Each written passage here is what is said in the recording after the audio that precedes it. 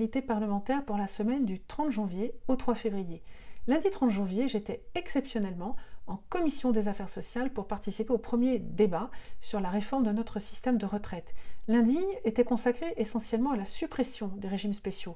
Très intéressant ces débats, ça m'a permis de voir et d'entendre que la gauche de l'échiquier politique était pour la défense de ces régimes spéciaux, s'oppose à leur suppression, alors même que nous voulons simplement travailler à ce que le chauffeur de bus, par exemple à Bordeaux, ait la même retraite à carrière égale que le chauffeur de bus à Paris à la RATP. Affaire à suivre donc.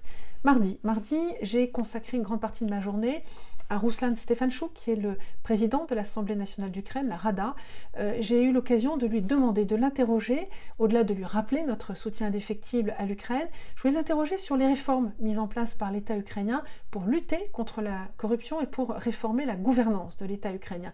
C'est très important que j'ai cet échange avec lui, car il doit savoir que nous sommes très attentifs à cela et que l'adhésion complète à l'Union européenne doit passer par ces réformes indispensables. Mercredi, c'était en commission défense l'audition de Philippe Herrera, qui est directeur général aux affaires politiques et à la sécurité au Quai d'Orsay, au ministère des Affaires étrangères.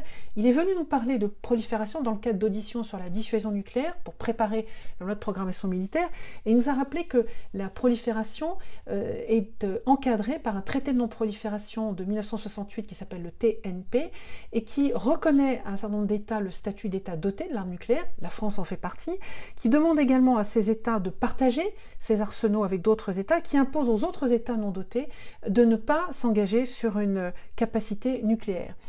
Jeudi, j'ai participé aux différentes auditions de la commission d'enquête sur les ingérences étrangères dans la vie politique. Ça fait partie du travail de parlementaire de contrôle de l'action du gouvernement et des politiques publiques. Vous trouverez le compte-rendu de ces auditions dans quelques semaines sur le site de l'Assemblée nationale. Et vendredi était consacré à un travail de circonscription où j'ai pu échanger avec ces Français remarquables, où j'ai pu prendre, comme je le fais tous les mois, des nouvelles de nos Français qui sont à Moscou et en Ukraine. Rendez-vous maintenant la semaine prochaine pour la suite des actualités parlementaires.